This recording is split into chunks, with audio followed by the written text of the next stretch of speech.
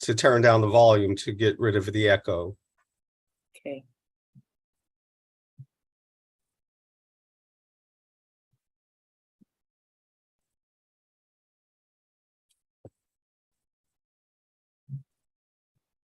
To turn down the volume to get rid of the echo.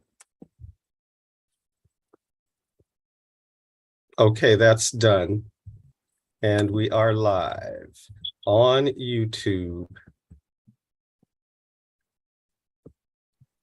And we're recording our Zoom. Great. Great. And so welcome everyone to Joko Collective's continuing discussion of sex in society. And today we're going to have a little chat about the economy of pleasure, what role sex plays as a commodity,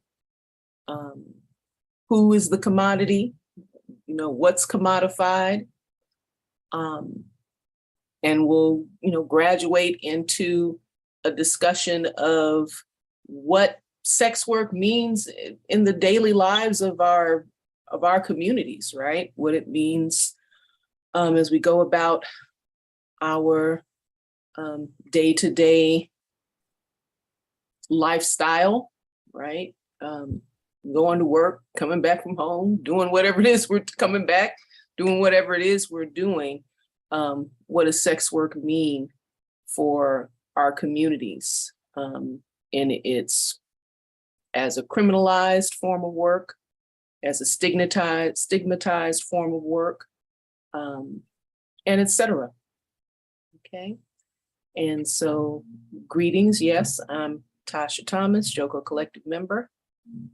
And we are here with Youssef, also a Joko Collective member. And we're really, going public with the conversations we've been having in group as we've been going through this topic of, sex in society. Okay, and so moving forward, let's see if I've got this recording connected properly. Great. Any of this work that we are doing to uplift our community consciousness, to contribute to the good in society, we do first in the name of our ancestors, our direct lineages, and those African peoples who have given us our bodies, our African bodies, who have awakened in us in one way or another a consciousness of uplifting the world, and our communities, and ourselves. And so our first homage goes always to our ancestors. And we recognize always that we do this work on the unceded lands of Tongva and Chumash peoples, the original peoples of what's now called the Los Angeles Basin and coastal communities, among others. And for Los Angeles, certainly the Tongva and Chumash peoples who continue to be active on their behalf in reclaiming their sovereignty, protecting their lifestyles. And we absolutely support and unite with that and recognize and acknowledge our status as displaced persons, right? Persons displaced by the enslavement on their lands. Yes. Anyone who is logging in with us and planning to participate in the discussion directly, please mute your mic if you're not speaking. And you can turn we always say have your video off if you're not a panelist, but we're not panelizing, we're having a chat. So if you decide to join the conversation, by all means, let us see your beautiful face. If you select speaker view, you'll be able to see who is speaking, one at a time. But I do think that if you're on Zoom, if you are on YouTube, you're going to see that anyway.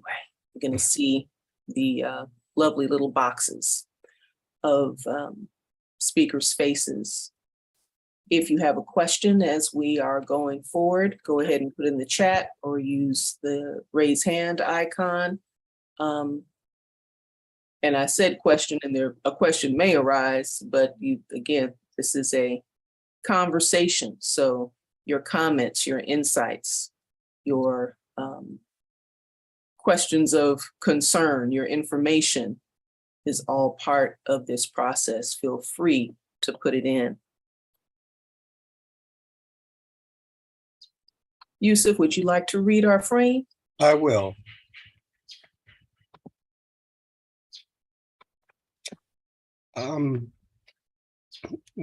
Part of it is covered right now. There we go. Thank you. Mhm. The Pleasure Industrial Complex. Excuse me. I don't know how I did that. There we go. The truism of modern advertising, sex sells, remains a primary organizing principle of contemporary commodity marketing. As we conclude our examination of the people activity sex, we turn to the economic force of sex and other pleasures in the market economy of late modernity, so focused as it is on the delivery of goods and services in the overdeveloped global north. Oh, I'm sorry. And those sectors of the global south that live at global north general standards. From reproducing labor and consumers through the process of procreation to the deploying of the promise of sex to sell all manner of consumer goods, services, and fantastic adventures, to the provision of sexual services, both legally recognized and illicit. Sex functions as a major factor in the economy of nations and empires. In our contemporary mass media saturated environment, sexually suggestive imagery and language pervade public life. If sex sells, we want to ask what kind of sex sells, to whom, and where. We want to ask what it means when a country organizes its economy around touring global northerners or northers, seeking pleasures available at home, but perhaps at risk that they are unwilling to take, both within borders and across borders. We want to ask how military deployment and the exercise of war impact the sex economy. We want to ask what purpose the illegality of sex work and other pleasures serves in modern society. We want to ask how the marginalizing and othering of sex workers and sex-related, sex-adjacent work reproduces hierarchies of power and insecurity of person and well-being. The economy of pleasure, sex and other pleasures, operates as a fundamental sector of the global system as it exists, a system characterized by gross and grotesque inequalities. What does this look like in the just world we want to create? All right. Okay, that was a stop share. That doesn't mean I did something crazy. Go ahead, yes. No. So, yeah, there's the frame, right? As we have gone through, so many aspects of the sexual life of human beings, right? As, I think what we started with, sex and family. Mm-hmm. And already the family is an economic unit, right? Mm-hmm. So, in all of our discussions thus far, but, economy has been implicated. So we're just being a little more direct now, right, about that. I continue to have issues bringing up the Jamboard on my phone. So okay. I think I'm going to have to rely on you to, go down the list, right? Because yeah, it's just not working here. Got it. And if I can bring this up a little bit. Okay.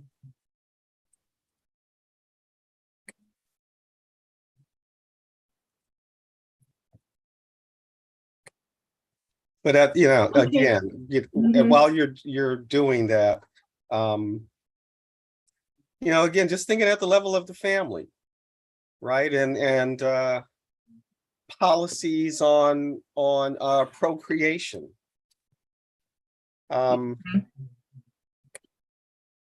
And countries that have low birth rates, right? That become reliant then on immigrant labor.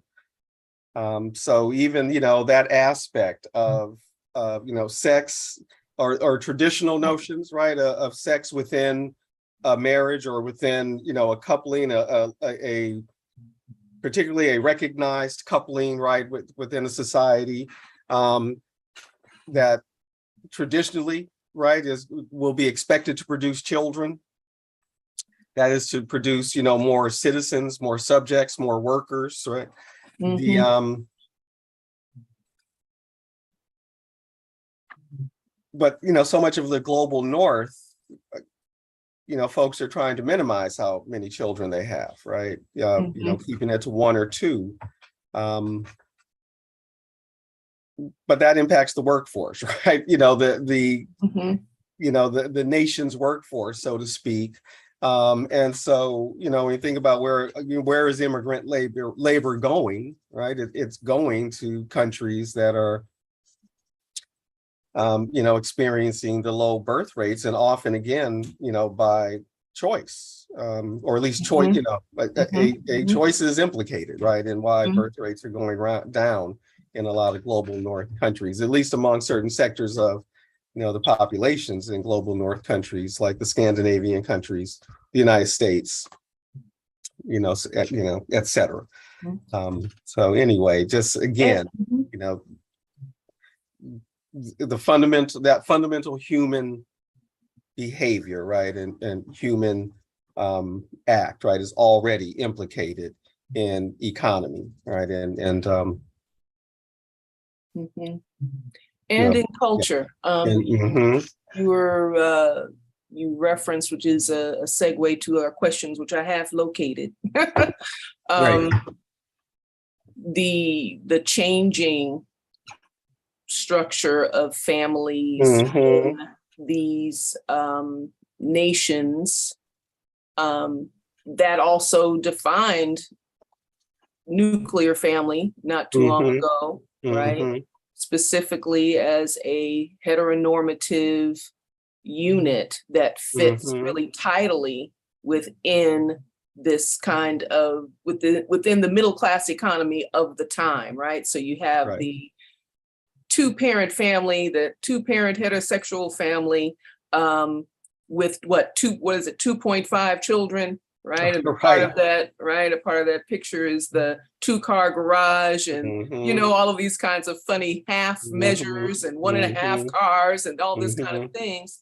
that also become the definition, the vision, and the the definition of family, mhm, as you presented to us in one of our former presentations. What is the image of the family that has been projected and um, uh, instructed, right, if you mhm, will, regardless of people's lived experience mhm, of what family means as an integrated economic support system, and mhm, on all levels, right? So the reproducing of children, and also material, emotional, and social support, mhm, and everything else, reproducing cultural values, all these kinds of things that human beings band together, right, for now.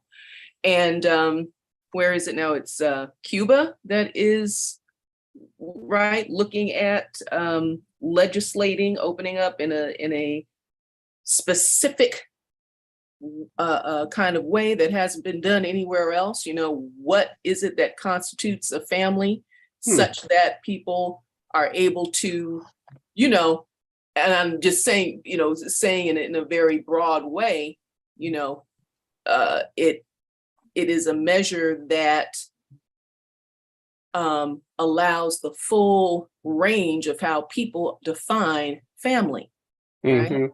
Well, you know, these are my family members, even if they're not blood related, how, you know, right? So if I had thought about it, it would have been a great to pull up for the discussion in terms of, again, who is stepping forward to keep up with, you know, the changing modalities Mhm. and realities of life in this stage. I don't want to use the term modern because it's too too heavy, but life now. How are people actually living? What are the actual terms of survival? How are people creating relationships and all of these kinds of things, right? So that, you know, these families can be recognized by the state as such and gain all of the economic and other kinds of protections and Right. Yeah. supports, right? Yeah. That's interesting to me. Well, and particularly, the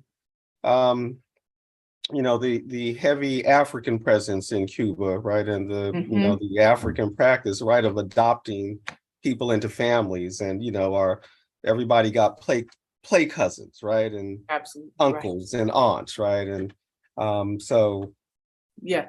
And certainly as thinking beyond, a family as beyond that fundamental unit that you live with, right, of whomever is there. But that's all. It's just, it's like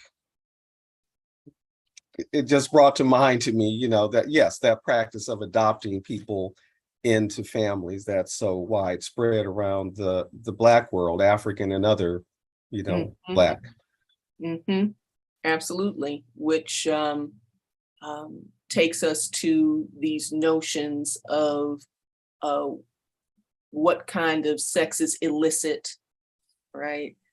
Sex not sex that's not culturally sanctioned and then therefore legally sanctioned is this illicit sexuality. And of course, there's this very specific description.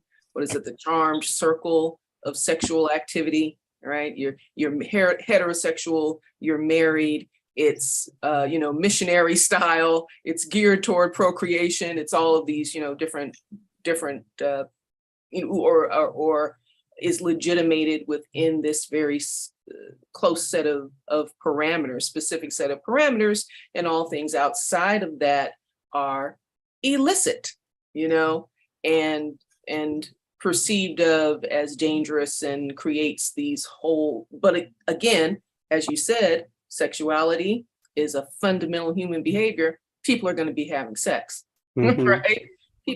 They do that continue to have sex in the absolute worst of material circumstances. We do not stop, and inside and outside of those kind of idealized structures of what's acceptable, right? And absolutely, right. And so the commodification of that activity, the power over that activity as a commodity has to be akin to the power over food commodities, over shelter commodities, over these kinds of things, which when we look at our global South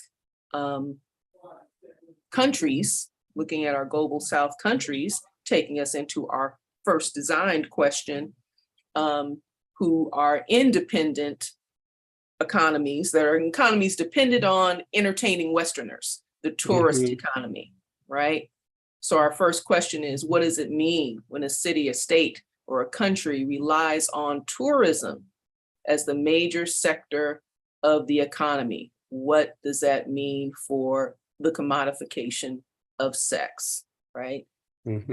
By all means, initiate that conversation. Well, on that. It's an interesting thing because in our early conversations, I wanted to point out that it isn't just these tourist destinations that people think of, right? The Caribbean, Hawaii, the South, other islands in the South Pacific, right? Mediterranean countries. It's also like the centers of empire, right? And all that wealth that where the tourist industry is also so important, like the city that we live in, right? And the region that we live in, Southern California, London, right? What London tourism means to London, to Paris. And the pandemic, right, demonstrated that, right, is tourism took a hit, right? People couldn't travel. But the difference, right? Los Angeles isn't primarily reliant, right, on that tourism trade, right? I mean, it is absolutely an important part, right, of the local economy and the local economies, right? The various amusement parks around town, and the Hollywood, complex, et cetera, right? The things that people come to Southern California, to see and visit. But there's there are the other kinds of historically, right? The economies that were here, manufacturing, auto industry, aviation, and all that. And with that shift away from that manufacturing base to the more service based, gig based economy we live with now, that really kind of highlights, right, the tourism. Think about the local, some of the local redevelopment, right? The development of what is it, Third Street Promenade in Santa Monica, right, to create this destination, space for people to come spend money. What is the one in the Valley, Universal City Walk? I mean, all these developments, right, to right. sort of bring foot traffic, people, boutique shopping, brand shopping, all of that. The renovation downtown, right, of the convention center, and the Staples, now crypto.com center, and LA Live, right, to create this downtown space, and in a service economy. So what's being served? Pleasure, right? Entertainment, right? Levels of entertainment, and various pleasures, right? And in Southern California, in California, right? Well, in California, the sex work is criminalized, but you can believe, right, that added tourist activity, even if the sex work is not the primary reason for the tourism to Los Angeles, right? It's certainly part of that complex, right? The illicit, the underground part of the tourism, so to speak. And those same folks who might be looking for other illicit pleasures, right? The alcohol and the clubs are readily available, but within them, right, you maybe will find the other, pleasures, pleasures waiting for you in the bathroom, of various kinds, right? That, but are so critical to the economy, though, because those workers, those merchants, right? They spend money in the economy, right? They're earning money to spend money, right? For their cost of living. So, I mean, I think that's also that's always been a feature, of this market economy, right? The illicit aspects of it. Excuse me. Sex and other pleasures, alcohol, various drugs, gambling. When the state doesn't legalize it. But anyway, the they're not getting their cut, right, legally, Mhm. right? So that, Mhm. often, Mhm. often I think, what the criminalization is this mix of, this is untaxed revenue, Mhm. infused with notions of what is moral and immoral, right? Mhm. And so there's this mishmash there. Mhm. But that's different in a country, right, where the economy isn't as diversified as California or London, right? That means something different in Jamaica, right? Where, Mhm. tourism is such a big part of it. And it's not, again, not the only part of the economy, right? And for so long, the herb trade was an illicit trade, so Right. important to the economy, right? I think that Mhm. Jamaica has decriminalized now, Mhm. Mhm. as like so many other places are doing. The Mhm. And then the sex tourism, right? So some of these locations, Jamaica being one of them, Thailand famously, the Gambia famously, um, Greece, Spain, some Mexico, right? Some Mhm. of these locations, and I know all the places I've named, they've got different laws, right, in terms of Mhm. criminalization, decriminalization, legalization of the sex trade, Mhm. and the sex trade out of the trafficking aspect, or and really, um, which is really trafficking labor, right? And Mhm. sex is just Mhm. one of the areas of labor that people get trafficked for. The Mhm. when it just seems to make your economy so vulnerable, because of that dependency, right, on those dollars coming in from outside. But then that just describes the entire setup, though, right? Relationships of Mhm. dependency, right, Mhm. between the global north, the colonizing countries, the neo-colonizing countries, and those societies, the global south and the global south communities in the global north, however long they've been in the global north before it was even named that, right? um, Mhm. Mhm. where I see mirrors, right? So we, Mhm. here, right, in Los Angeles, just as an example, are probably overrepresented, right, um in the illicit services, because um our our local, right, in internal economy, um is unstable, Mhm. right?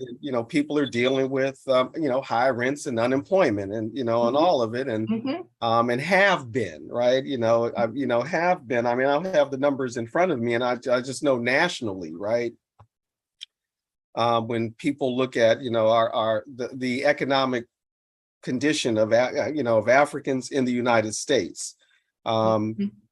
despite the high visibility, right, of folks, who have who are millionaires and even maybe a billionaire or two, um, and even the high visit, or the conversation, and an important conversation, right, around that gap that has been created between an African American middle class and the working class and barely working class. Nonetheless, as a nation, right, a nation of people within the nation, a colonized nation, we are in depression, right? The economic Mhm. picture is one of a Mhm. nation, suffering economic depression, right? And so again, that's that vulnerability we're in, that dependency, that we're in, um, that drives people into the services, right? And including those illicit services, sex, our main topic, right? But also the Mhm. drug trade, Mhm. um, Mhm. you know, the how should I say, not knock off consumer goods, Mm-hmm. but Mm-hmm. consumer goods that fell off the truck, consumer Mm. goods, right? I mean, just all that, right? Because people got to make a way, right? You got to reproduce life. You got to find, you know, a way to eat tomorrow, and all that. So, I mean, that's the, you know, so Mm-hmm. when you're reliant on that, right? It Mm-hmm. reproduces dependency, right? Mm-hmm. And Mm-hmm. you know, it limits people's choices. You know, it limits people's choices, right? And yeah, appreciating that kind of general frame, general economic frame of what it means to be um, economically vulnerable, to be economically less than, to not be in a robust economy, right, of which you are a participant, Right, not watching a robust economy go by, right. but something that you are actually situated in, right? Because also, another piece that comes up is as it brings up the issue um, um, that's kind of uplifted with sex worker advocates and sex work advocates and rethinkers around sex work. This issue of sex work is work, Mm-hmm. and taking this kind of narrative struggle, Mm-hmm. cultural struggle, perceptual struggle to take sex work out of some kind of, to demystify it and take it out of some kind Yes. of category, where it's not, doesn't get down to a labor exchange, a transaction, Right. right? Mm-hmm. Um, and the reasons why people engage in service economies, just looking at sex work as something that's physically labor intensive, literally labor Mm-hmm. intensive, right? Mm-hmm.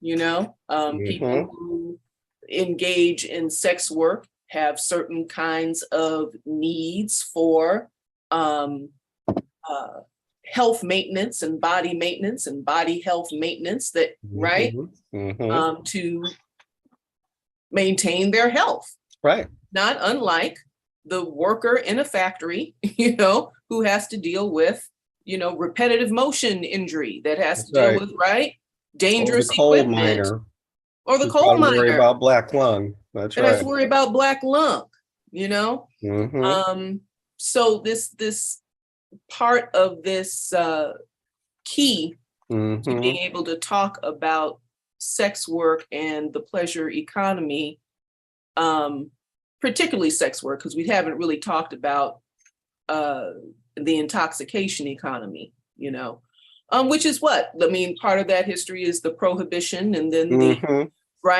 the Mm-hmm. systematic removal of alcohol out, bringing it out from the Right. darkness of the whatever evils it was supposed to promote, not the least of which was mixing with black people in jazz clubs, or was that Mm-hmm. no, I think it's both Mm-hmm. of them, right? Mm-hmm. That's a major one. But right, is then becomes And being transformed available into typically in brothels, right? You know, that would be a place to absolutely go drink, right? going to, right, all of these things going together, under the cover of illicitness. Mm-hmm. And so for folk to begin to really internalize the notion that perceptions of what is moral and immoral and corrupting, whatever that means, Mm-hmm. you know, absolutely change over time. And attitudes toward alcohol I think, is a really good example, because there's not going to be too many people who have knee-jerk responses who are not in a particular religious order, Mm-hmm. that intoxication by alcohol is, taken, and we're not talking about extremes of behavior. We're not talking about addiction and Intoxication is one problems. drink. Intoxication is one, right? Intoxication is one swallow. Which is what the billboards tell us, right? Yeah. Right. So, right. this, where drunkenness has now become through advertising associated with celebration, with sports, with the promise of sexual activity within a prescribed, socially now socially prescribed or sanctioned purview of nightclubbing, right? So you'll see, the young people in the clubs drinking. It's probably not something, right? Whereas before, like you would see, right, the advertising of alcohol and, hi, honey, I have your cocktail ready, When you come home from work and, and was actually part of the Ozzie and Harriet motif. I say Ozzie. Of course, I'm not referencing the program. Come martini ready. Yes, exactly. The martini. Yeah. These kinds of, right? But again, acceptably indulged within the confines of the specific kind of household, right? Never mind, same thing. Something similar can be said about cigarettes. So, sex work, in my opinion, needs to make that journey. And we really need to, within our communities, examine the questions, lingering questions we might have about the morality questions, and to situate our notions of morality and be able to kind of ask some direct questions about, and we'll get back into it a little bit later, but who does sex work actually harm? Outside of the sensational stories of abuse, which again, right, exactly, outside of coercion and exploitation, yes, which exactly. is the same as that factory worker, farm worker, Uber driver, or the children, right, that dig coltan, right? This very, with guards over them, right, armed guards, absolutely.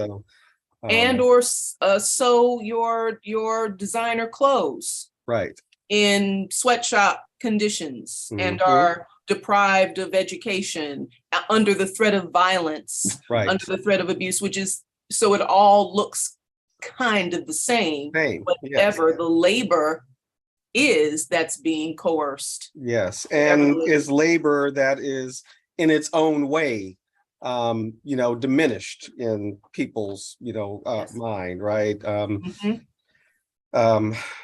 Yes, just that, right? Diminished, looked down upon, right? Unworthy. It's in some way unworthy. Right? Let's save that for stigma, because I want to go to the question. Yes, right. Yeah. Well, yes, exactly. The stigma. So let's, Yes.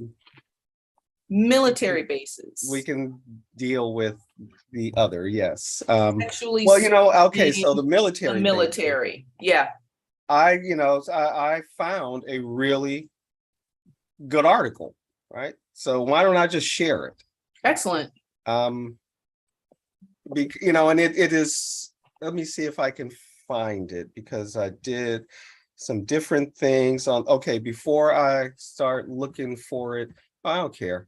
Let's see. Y'all can see my screen. I just don't know which one to go to. Maybe, I think it's this one. Let's see, move that out the way. Nope, it's not this one. So I'm gonna stop sharing, and maybe it ended up closing. Is it this one? Yep, this is the one. Nope. Yep, that's right there. No, that's it. Okay. That's it. Yes, the one from Salon. Right, really, really good. Women's labor. You can see my screen, right? Yes, I can. Women's labor, sex work, and U.S. military bases abroad. And it's really, really informative. Mm-hmm. Because it also explains, right, that not only across overseas, right, military bases, US bases overseas, Mm-hmm. but in, bases within the United States, right? Pleasure zones. But again, pleasure zones where, sex is just one of the things available, alcohol, etc., right? Available to soldiers. So if you don't mind, so yeah, I'll just, Please read from do. parts of it, right? Mm-hmm. Um, Women's labor throughout, though often unacknowledged and overlooked, has long been essential to the workings of the US military, as with most militaries across time and space, right? And so, another example that isn't the US military as such, the UN forces in Haiti. Mm-hmm. This has been true with women who wash the laundry, cook the food, and nurse injured soldiers back to health. This has been true with soldiers' wives, who are expected to perform an outsized share of the child rearing and to create feelings of community on military bases. And it also has been true with sex. Throughout history, women's sex work has been used to help make male troops happy, or at least happy enough to keep working for the military.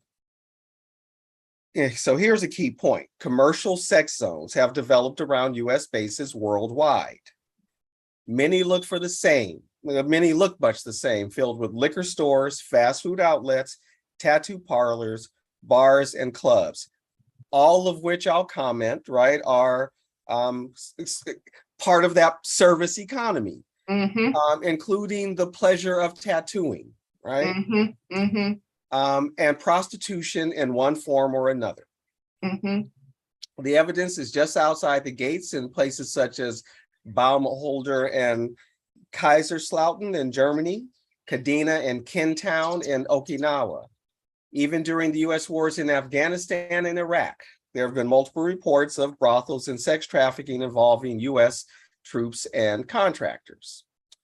Now, I'm going to jump up ahead because right here, right, stigmatized twilight zones. And in fact, I'm not going to read it because it goes into great detail.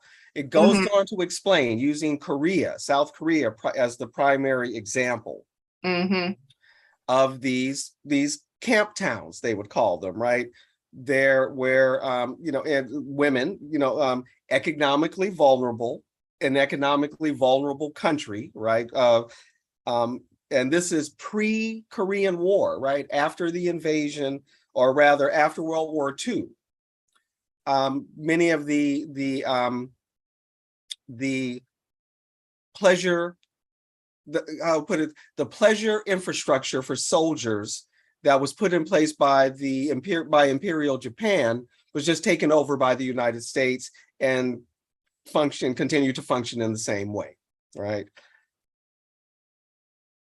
And the South Korean government encouraged this, right? Because it realized that GI money would help build the economy, right? So it's just really a stark example of that role, right? And so again, that vulnerability, right? A country and a population in a position, right, to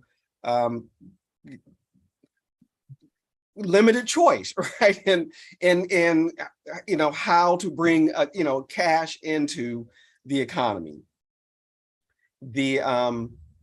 a way to employ people. Mm-hmm. And I know a lot of the conversation, right, is focused on women, right, in that offering that service, but absolutely men are always going to be a part of that sector, right? And if we want to go beyond the binary, right, that entire range of gender identifications, which ain't nothing new, even if people are giving it new names, right? Yeah. Are part of that economy, right? And in these sort of designated areas, Mm-hmm. official or unofficial, Mm-hmm. where illicit or stigmatized behavior that may go on in behind closed doors in respectable homes, Mm-hmm. nonetheless, right, all sorts of behavior, right, and pleasures are there to be found, right, for that occupying army, in effect, right? And perhaps those sectors again of the local population, who both participate and enjoy, right, the trade. And it reminds me, and actually some of your comments earlier remind me in terms of like the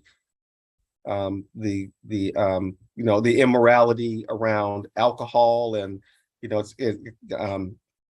the illicit behavior in the speakeasies, and part of which is race mixing, right? Right. And all Right. this.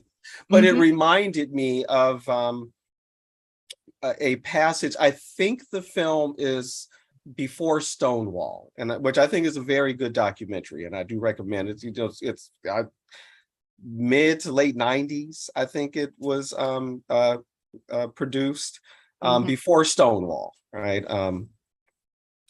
And it talked about, as I remember it, right, it talked about the origin of the word gay, right, and gay being associated with homosexuality.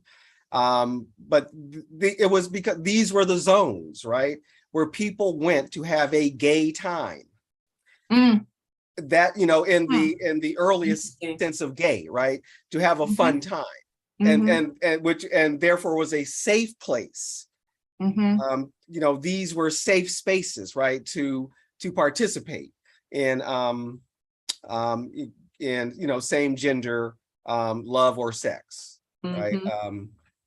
And so then it then gets that very idiosyncratic meaning, coming out of that, right, realm. So talking like late 19th century, early 20th century nightlife, right? The same kind of nightlife that out of which the jazz age emerges, the speakeasies, and even that the what was it called, the temperance movement was reacting to,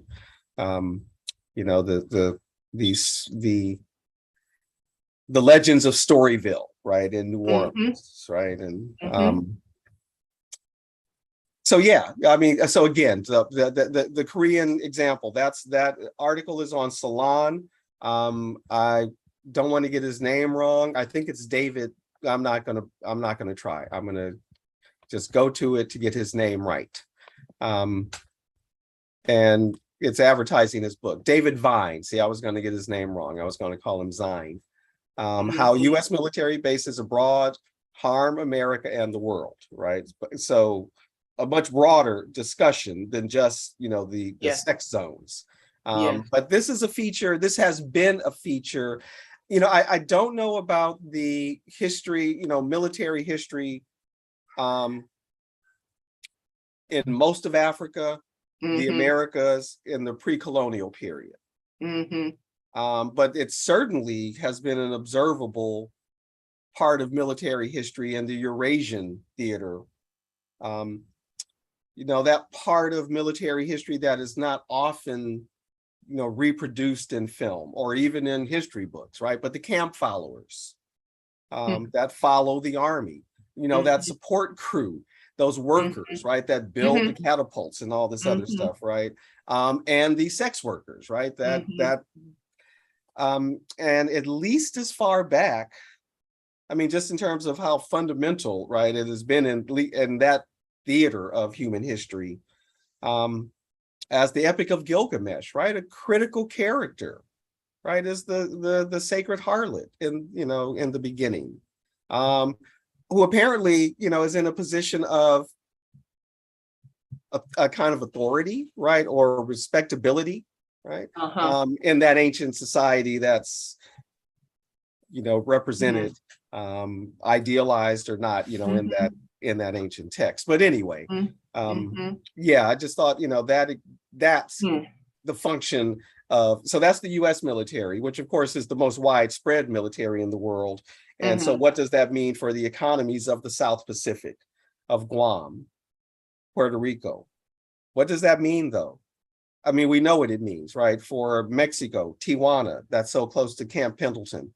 And I believe Tijuana, and if not Tijuana, maybe Ensenada has a Mexican naval base, right? Because that's certainly going to be the case for local militaries also, and has been historically. So again, fundamental, right? Fundamental to that structure.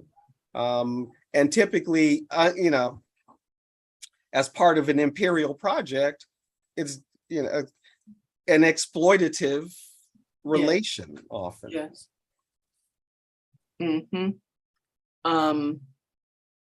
So, you know, again, yes, the exploitative relationship and moving into perceptions of sex work and notions of morality, and in the ways that they have evolved, like specifically in this puritanical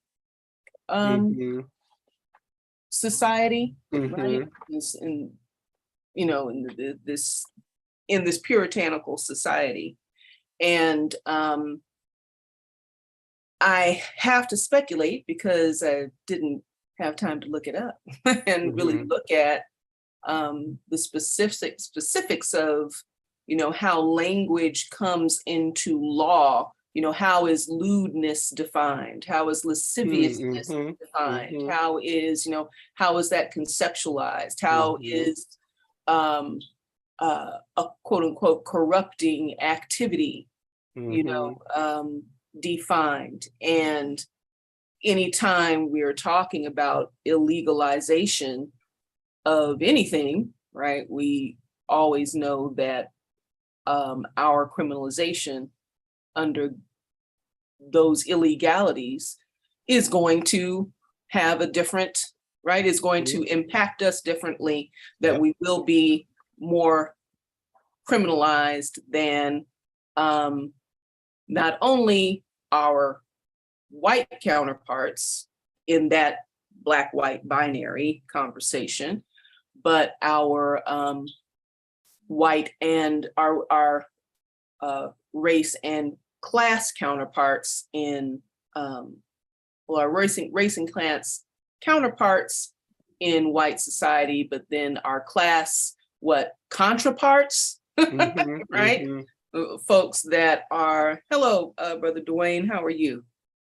I'm well, thank you. Great, thank you for joining us, and great, dude, thank you for joining the conversation. In terms of, you know, who engages in sex work, and just to establish, you know, unfortunately without source support, that it's engaged in across socioeconomic levels.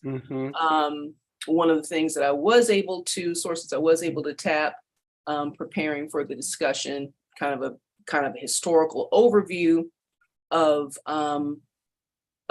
prostitution as such, you know, in the US, talks about the early brothels, you know, the late arrival or the late addition of the street walking, which has become the icon. Right. Yes, exactly. For prostitution. The visible, right, you know, but this hugely long and expanded industry, right, in brokering sexual services to upper class white men. Okay. And so, you know, part of this conversation also talked about the octoroon balls and the trafficking specifically, and, you know, just in octoroon, quote unquote, people, you know, women. Fetishized. Exactly. The fetishism, exoticism, right? Yeah. All of those kinds of things. But again, conducted in a socioeconomic realm where it becomes the stuff of also their romantic novels and literature and all these kinds of things, and becomes a kind of, I think it's fair to say, romantic notion, right?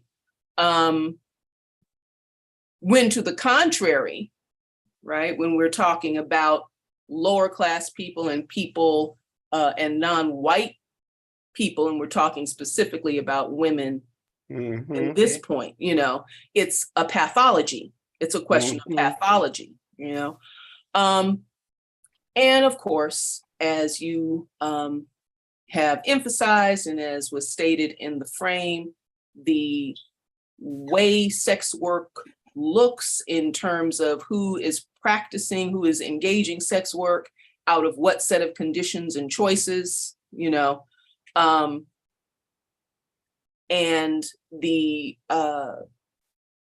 you know, that as a mirror of just the general inability, again, ability or inability to participate in a robust economy, right? So the high priced, quote unquote, call girl, that, right? Pretty girl, wasn't that the woman, Pretty Woman? Pretty Woman, you know, whatever it is, or, you know what I'm saying? These cuts, right? In comparison to. By the way, there's a new version of American Gigolo coming out. Right, I've seen it. It's already out, right? It's out. Yeah. Okay. Is it a series? It's like it's episodic. They're doing it as a series? Yes, a series. Okay. Yeah, yeah. So like, right, so we see the, you know, the gradation of reasons people are involved in sex servicing, and also then we have to talk about the spectrum of sex servicing, and what the electronic age has opened up in terms of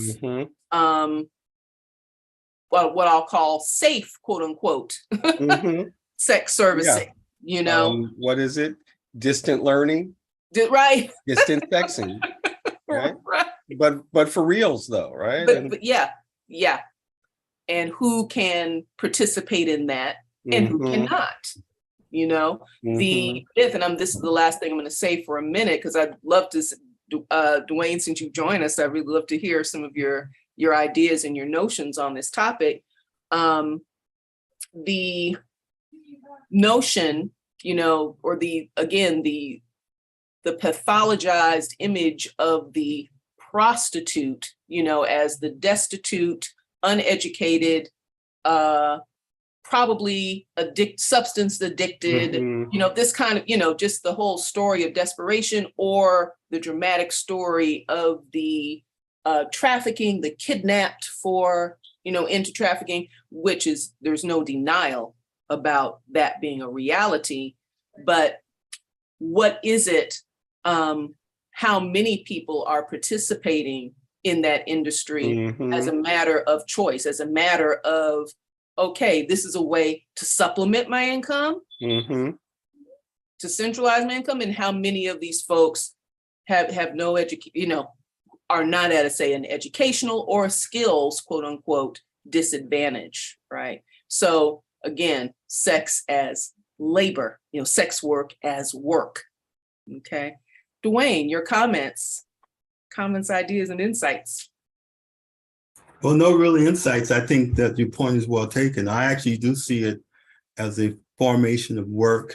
I think that the gradations from the poor educated, drug addicted female to your high class call girl who actually has a degree and realize that that's a source of a great deal of money quickly, and chooses to engage in that form of work. So I think for me the operative word is sex work, and I think that the women who engage in this industry covers the whole gradation that you've just amply outlined. So, I tend to kind of support this whole movement of decriminalizing, regulating, and protecting women who chose to engage in that industry. Kind of like, and it just sounds like it's the same thing with any industry when it comes to protecting workers, working conditions, workers' rights, workers' safety, worker autonomy, Mhm. control over your Mhm. working conditions and working Mhm. space and all of these kinds of Mhm. things. It Right. becomes that kind of thing, but with also with a measurable impact, taking it out of the illicit, category, measurable Mhm. impact for the non-sex work community as well. Yusuf, were you about to say something? A couple of things.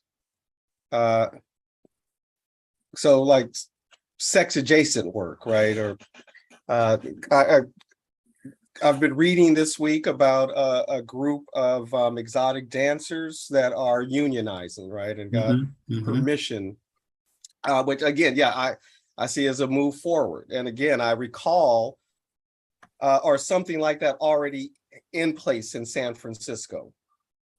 As David had talked about when he got a job as at the door, right, as Mhm. at a dance club. But yeah, I was thinking, as I was listening to both of you, I began to think about media representations, right, of that range, right, and there have been several. I just mentioned, right, this redo as a series of American Gigolo, but there have been a few like HBO type, Mhm. series that are looking at have looked at more or less, call girls or call Mhm. boys, right? Mhm. But Mhm. the kind of upper end sex worker, but have also, right, done, I think it's been many, many years now, but what was it? What was the name of that series? Hookers at the Point, right? And that was on Mhm. HBO, right? And it was cinema verite, streetwalkers, very much, and very much sensationalizing, right? The that lived experience of people. And it just, so you're just hearing the conversation, made me think about, how is that work being represented in popular culture, right? And if popular culture is any avenue, right, toward normalizing it as work, right, as rather than and now I haven't watched the many of those series, right? I just know from reading a little about them, seeing the billboards, right, with their so I don't know, what they're emphasizing in terms of, are they emphasizing, the labor aspects of it, or this person's personal journey? I don't know. I have seen the Hookers at the Point, but whenever that came out, early 2000s, I'm not really, I can't really pinpoint it. But that cultural process, right, has gone on with normalizing cigarette smoking, right, for a period, and then to sort of no smoking, right? Mhm. The post alcohol prohibition, right, recasting of alcohol, and here we're just talking about, right, just these as recreational practices, right?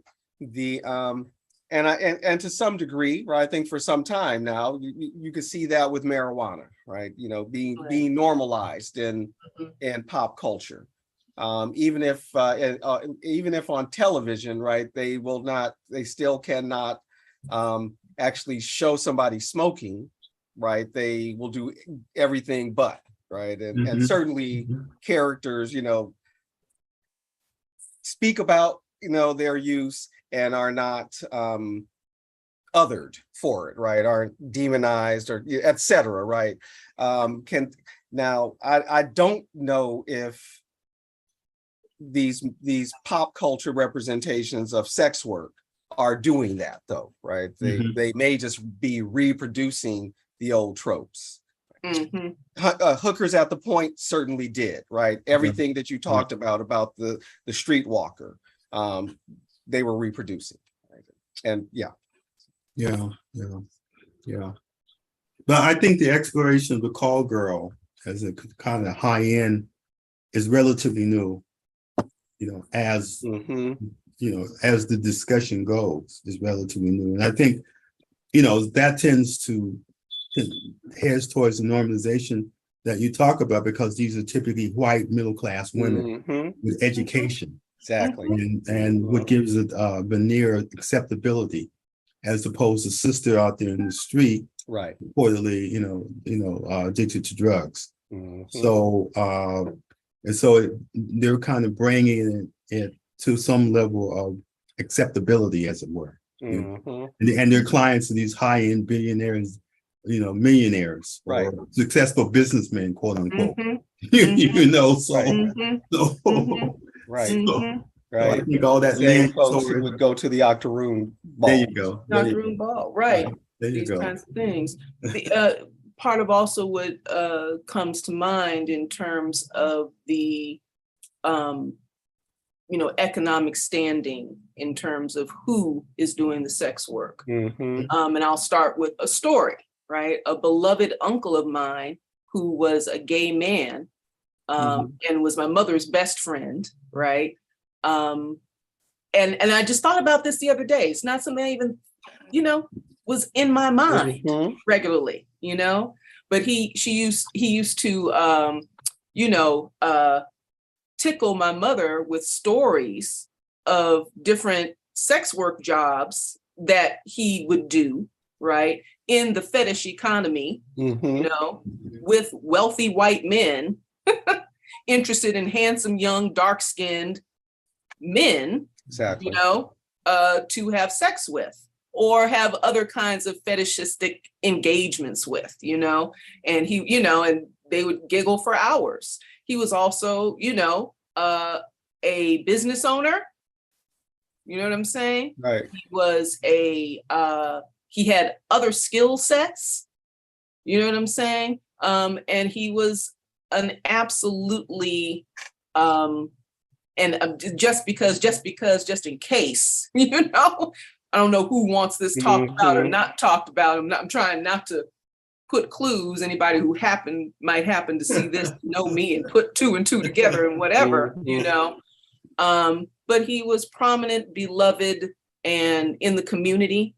Mhm. You know what I'm saying? Yeah. And just in terms of also part of the sex work as work advocacy narrative is someone you love is a sex worker. Right. Again, this demystification, and also these polar extremes, this thinking in binaries and dichotomies when it's really about all of these other kinds of things. Mhm.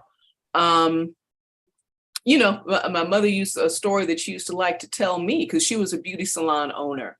And she said one of her, groups of clients were a group of women who were prostitutes in this, in a stable, right? Mhm. And in fact, the woman who she said was like the maybe not the Madam. main, say that again. The Say it madam. again.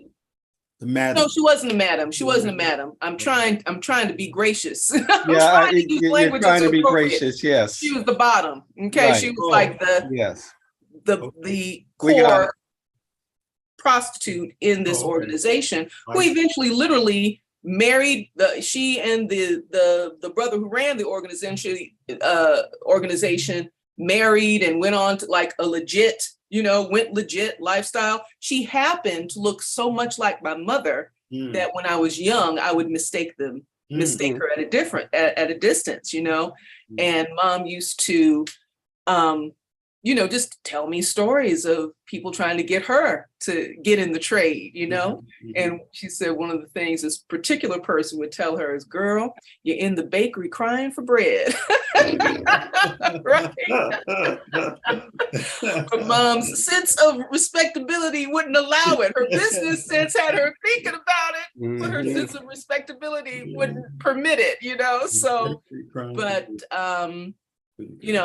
I certainly knew, and also because I knew coming up in the beauty salon world, a lot of men who were gay and who were, openly gay and did sex work, and I was aware of it as a young person, and it was a taken for granted. And these were people that babysitted me when my mother was out of town.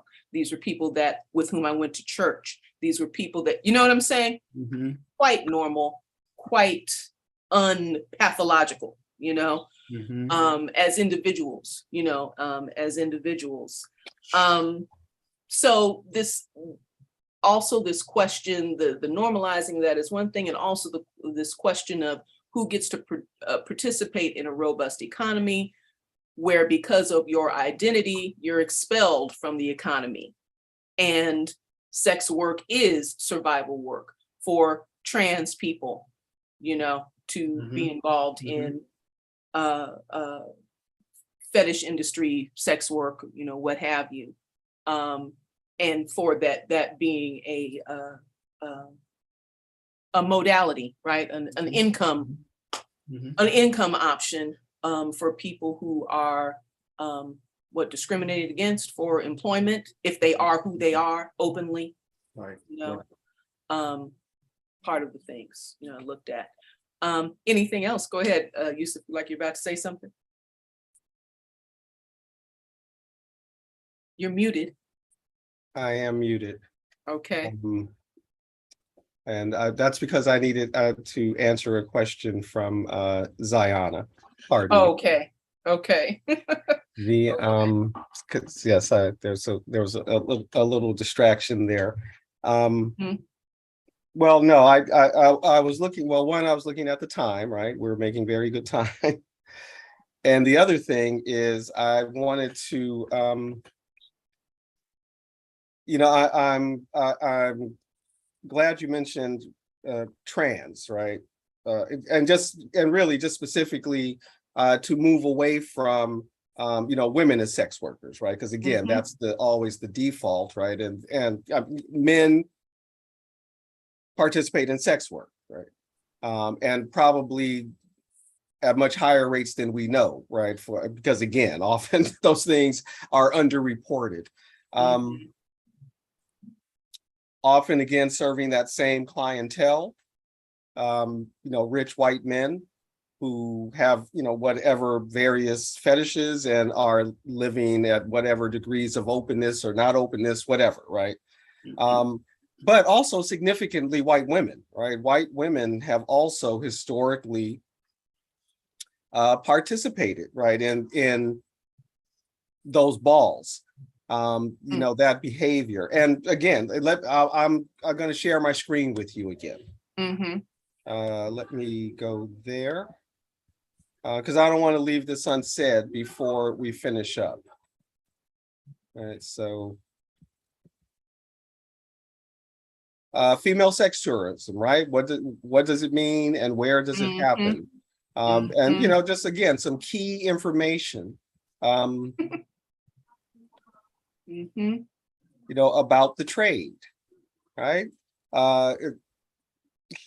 I want to share this, right? From the Caribbean to Spain to the Gambia, women are traveling to destinations around the globe to partake in sex tourism. The writer goes on to say that, or she puts it into 3 different categories, right? For what is being called female sex tourism. Those who go specifically, right, to get sex they won't get or don't want to get at home. So here they are, traditional sex tourists who have similar characteristics and motives as male sex tourists. What she calls situational sex tourists, right? Who do not intentionally put themselves in a sex tourist position, but find themselves, right, in that. And then the romance tourists, right, who plan to fulfill their travel with romantic experiences. But in each of these cases, there is a transaction, right? It's still transactional. And the men in these countries are approaching it transactionally, right? And if romance is what's called for, then romance is what they will give, right? Is the Right. thing. But actually, there, I wanted to further up. She talks about she shares some numbers. There it is. 1/3 of single or unaccompanied women entered into sexual relationships with men when visiting the Caribbean, and that was 20 years ago, right? Yeah. And again, this is the novel that I've been mentioning in our conversations, and the film version of it that she cites, Heading South, right? That looks specifically at white women, and in the novel, this comes out really clearly. And I actually recommend the novel over the film anytime. In fact, I say don't waste your time with the movie, right? Read the novel. Danny Leferrier, I gotta double check his name. But one of the characters is very specific, right? They go to Haiti, right? She leaves New York City to go to Haiti, where she could get just a borough over, right? But those Black people are different, right? You got to go somewhere else, right? To really exoticize it. And then the book also covers, though, right? To your point, many of the Haitians that are represented in the novel, the men and women who are engaging in the trade, servicing these Americans and Europeans that are attached to embassies, or again the white women coming specifically for young Black men. Many of those characters are acting with agency, right? They are not being forced into anything. Now, for some of the young men, it's like, I'm gonna make some quick money, right? And so there's the general kind of economic vulnerability, right, that pushes people in that way. But several of the characters, though, they are making conscious choices to do this instead of that, right, to earn money. And in either case, right, they're forced into choices, right, because of the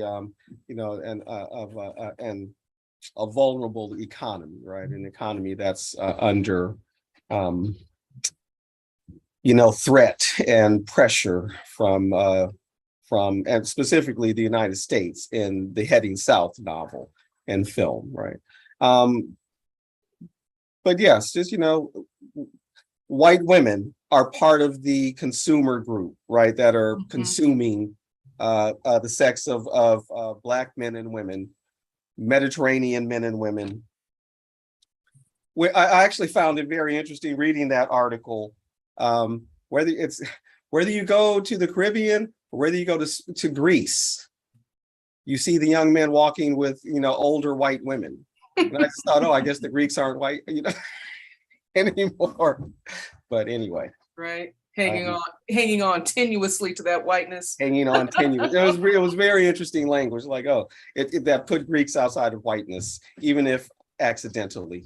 But being part of the sex trade puts you outside of whiteness too, in a way, right? Even if you're a white girl or a white boy from the trailer park, especially.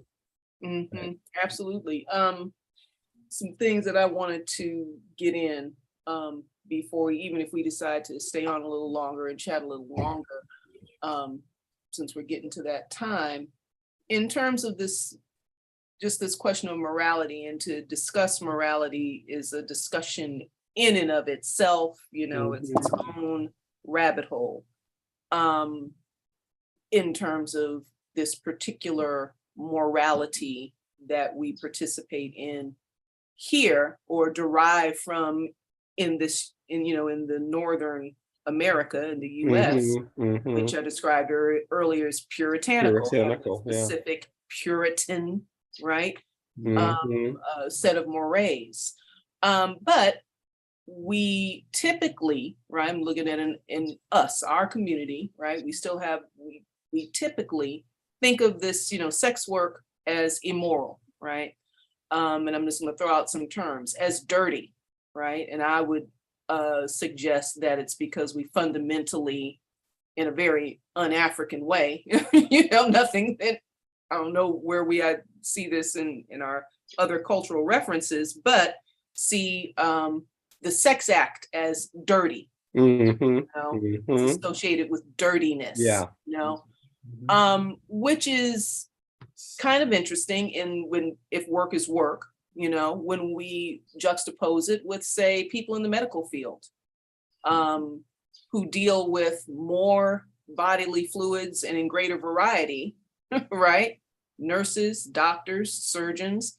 And this, right, is going to sound absurd to some ears, but in terms of the question of communicating disease, but what do people in medical industry have at their advantage? Prophylactic devices, they use gloves, they use masks, they use the, right. These things that are protective, right? Where in the context of sex work, carrying condoms can be a cause for criminalization, just for the association with the, transactional sex act. Okay, but where's the dirt? Where, in terms of a question of morality, where is the harm? Well, And again, isn't sex a sin? That's what I'm saying. Well, that's the idea, right? The root of the matter, isn't it a sin? Exactly. In certain contexts. Exactly. Yep. Right. Outside of the context of the marital bond. Any sex. Right. Yeah, any sex outside of other than of this right marriage. And in that context, you're not even supposed to enjoy it. Exactly. Precisely. That's right. And particularly women. Oh, that's right. It's just for the purpose of reproduction. That's precisely. Right. So you mentioned, the puritanical, right? But so the Puritans were Protestants, right? I mean, that's Catholic teaching also, right? Now, Catholicism is a little more, within marriage, you should enjoy sex, right? And that's, yes, right. Within marriage, but only within marriage, right? Only with, so again, even, self-pleasure, right? Masturbation is a sin. Any kind of sex outside of marriage is sinful. And the only sex you should enjoy is married sex, right? And then only one kind of married sex. A specific kind of marriage, right? Yes. And then only one kind of married sex, right? Otherwise, it's a sin. Yes. Yes. And yes, so that, yes, this perception of sex itself as sin, right? And therefore all of these other things. This question of, and the perception that there is harm and danger. And it's purely perception, because if you're not involved, if you're not in the room, if it doesn't affect your body, I promise you, it doesn't affect your body, in the same way, for instance, right? If someone says they're a weapons development engineer. Right. Totally respectable. Totally respectable. The knee jerk is awe. The knee jerk is elevation. You must be smart. You're smart, right? You are hardworking. You are contributing. You're contributing to society. Yes. You are doing all of these things. You are a scientist. You are a scientist, and you are clearly and unequivocally contributing directly to the deaths of millions of quote unquote innocents, innocent people. But again, and that's just with the use of what you helped create. Yes. That's just with the use of it. That's not even, the hidden, the hidden conditions of its production, right? And Right.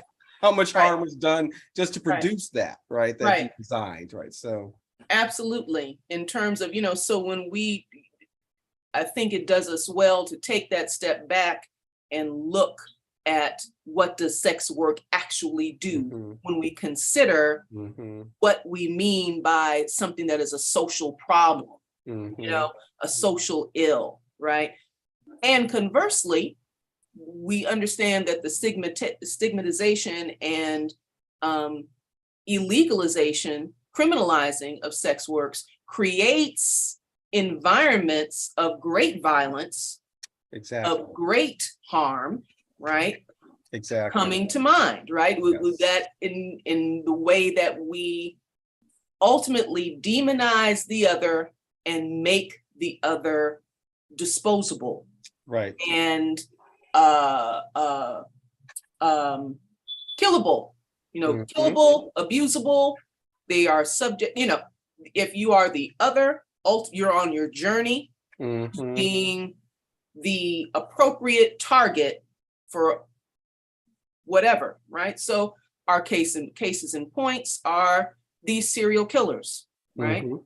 The latest in our community was the brother Mr. Lonnie Franklin, who set up and killed how many a little bit over 100 that they were able to know, killed sisters in the community for decades because they were perceived, because no one was looking for them. They were perceived as prostitutes. Yeah. Right. Maybe they were, and part of what comes out of that expose of that situation is that some of them were, some of them weren't. Most of them had substance abuse issues. And so in this nebulous, murky, illicit activity all wrapped up in one package, if you're a substance abusing person, then you're also a person who's a prostitute. If you're a prostitute, you're also you know what I'm saying? And all in all, even if it's not directly thought, this is an appropriate death sentence, that if you die under, if you are attacked, murdered, and abused, you get what you ask for. You get what Yeah, you're somehow responsible for that. Yes. you're responsible for that because you did, you put yourself in that situation. Yes. And so, that certainly was something he took advantage of. There was a dude, I think this guy was called the Green River Killer, I think. I could be totally wrong, but he was one of the well-known, serial killers, and they were able to clearly, know that he killed about 48 women. Wow. And, he was one that they interviewed and whatever. And how did you choose your victims? Well, prostitutes. Right, because No one's that's who cops pick on, right? When cops right. choose to Right. rape, right? Quite specifically. Yes, because that's a vulnerable He said, population. quite specifically, no one's gonna come look for. I knew I could get away with it because no one cares about prostitutes. No one's gonna come looking for them soon, if at all. I knew I could get away with it. And unfortunately, he was right. Yes. Right, Yeah. Absolutely. I think, more recently, I think of Ed Buck, right? And Oh, yeah. Absolutely. I'm going to have to take my leave. I really appreciate the invitation. I've enjoyed the discussion to no end and look forward to seeing what you do next. Great. Yes, thank you for joining us. Please. Thanks for just dropping in. I heard a interesting on YouTube. I think it was the depth of the Black church, which was an interesting conversation. You may want to look that up. That would probably be interesting conversation to assess. Can you put that in the chat before you go? Yeah. Of I it? think I can do that. Yeah, yes, Because please. we'll have it. The chat will save. Okay.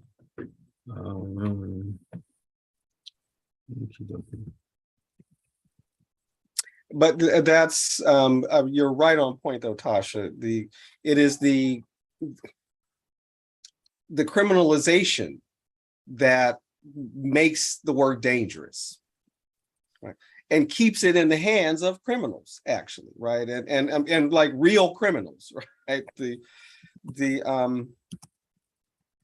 Absolutely. Right, you know, and again, I continue, I am reminded, I cannot recall his name without saying it right. But a former emeritus professor at Harvard who did this, one of the early studies on marijuana. Mm-hmm.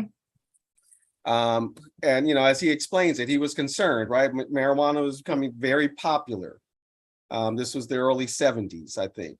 You know, here, yeah, I saw marijuana is becoming very popular, and I thought, you know, somebody needs to really do a study and understand this so these kids know how they're hurting themselves. Mm-hmm. So he did the study. Mm-hmm. And he said, really, after I did this study, and you know, and I did, you know, a medical doctor, you know, doing research with all of the facilities available to a Harvard Medical School professor, right?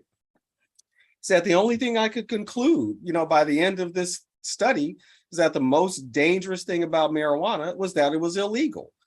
That's where people get into danger. So the best thing the government could do was legalize it, and then the danger of marijuana would, you know, dissipate. And yeah, you know, if at the very least there's an effort to decriminalize and then do those other things you talked about, right? Now that this work is decriminalized and the workers can get, you know, regular medical care, you know, access to various kinds of condoms for their safety, etc. And I know this is asking a whole lot, right? Even if it is decriminalized, you know, a kind of routine, you know, security for folks, right? Particularly those who may still choose to work on the street. But even, you know, the so-called, you know, even the so-called call girl or call boy or escort, which I think is actually the term used now, right? Escort. You know, doesn't always know where they may be going or who may be coming to them, right? And so, you know, ways to make that work safer. So the screening, you know, the screening, right? and you know, it enhances screening, and it also, in this context of work, brings up these issues like, you know, decriminalization and or legalization is not the end of the road in terms of how that structure is set up. It doesn't necessarily translate into worker control, right, over their labor, their product, their, you know, who's setting the price point, how much is, you know what I'm saying? How much are the workers getting, you know what I'm saying? These kinds of questions. How is the work done?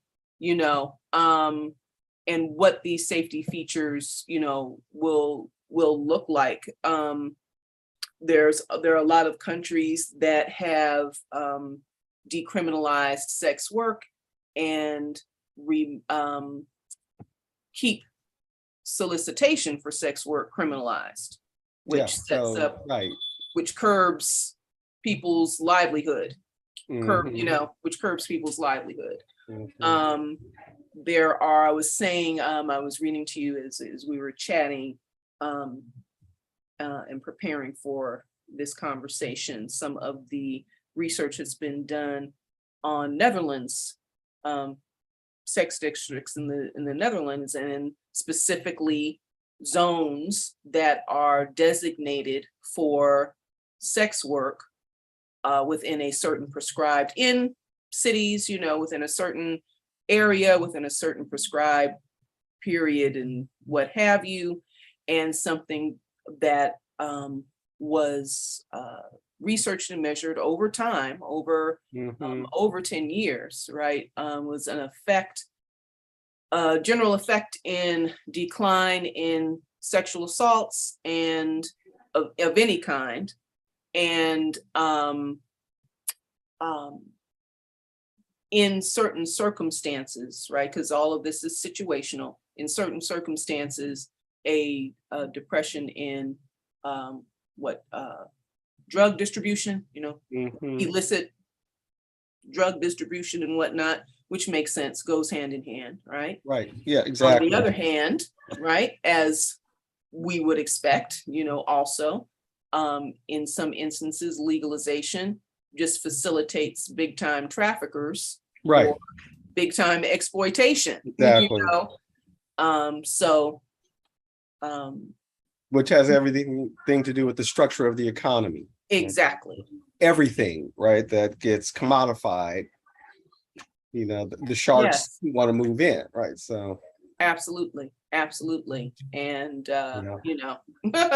so we know very well, So, from plantation work, your little body, right. So preserving your there's body is the goal, huh? at least one more thing I'd like to, bring up. Because I know for some people, what they have difficulty with is the transactional character, right, of sex work. But how many of our relations are transactional, even if what's being transacted isn't financial. Mm-hmm. Mm-hmm. And we just finished in my English 2 discussing Woman at Point Zero. Mm-hmm. The story of a sex worker who tells her story, right? And ends up and really sort of it does that gamut that we talked about in terms of her experience, and then where she is in control, right? And Mm-hmm. but her conclusions are devastating, right? Firdaus, the character in the story, that her conclusion that the prostitute, to use the language of the book, is in a better position, a clearer and stronger position than the wife, Mm-hmm. who is also involved in a transactional relationship, but doesn't know it, right? Because of the fog of culture, so to speak, and everything, and traditional roles, etc.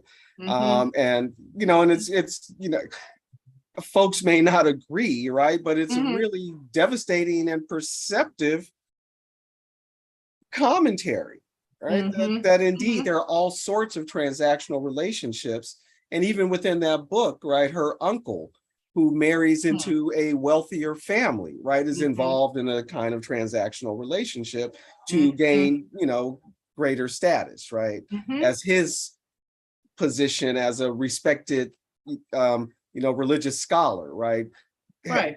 bestows a certain kind of status on the rich family, et cetera, right? So there are all Yes. sorts of kinds of transactions. So that thought, and it also made me think about those other types of transactional services that people earn, through which people earn great amount of money. Mm-hmm. But in effect also, they are both the worker and the commodity, right? Like the sex worker, the athlete, right? And of course, most athletes are not well paid, right? The vast majority are not super well paid. But the athlete who has come to be celebrated, right, in late modernity, very late modernity, right? Because before that, the certainly in United States popular culture, and I think other, the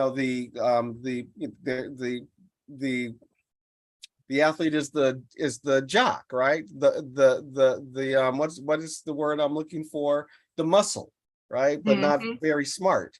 And the actor also, right? The actor who uses the body, right, to earn. And of course, we know, at least historically in the West, right, being an actor was a disreputable job, and very closely related with sex work and prostitutes. Yeah. And in that part of town, right? And the part of Mhm. those districts. Mhm. And, Mhm. the development of popular culture has allowed the actor and the athlete, right, to move into a kind of respectability, because it's not a full on, right? Right. Right. But a kind of respectability, Right. at least beginning, and certainly with actors beginning in the late 19th century. And then, with film, right, that helps too, but still, right, that's still a tenuous respectability, right? Because Right. there's also the scandal sheets, right, that are part of the popular culture and the Mhm. athlete. But the sex worker remains outside of that, that other person, right, who is both the worker and the product, or the service, right? Both the worker Mhm. and the service. Mhm. But yeah, they exist in that same kind of realm, though, of Mhm. folks who reproduce, Mhm. who are both things, right? Both the worker and the product of the work, so to speak. Mhm. Mhm. Yeah. That's it's very interesting, and just the effort and the exercise, very beneficial, and I think so necessary to rethink, you know, these mores, and Hmm. to rethink um activities, of various kinds, particularly those uh activities whose participation is curbed through shame, through public, Hmm. some kind of element of public shame, because what is in the shadows, right, is, bait for the boogeyman, and what is it that needs to be shadowed?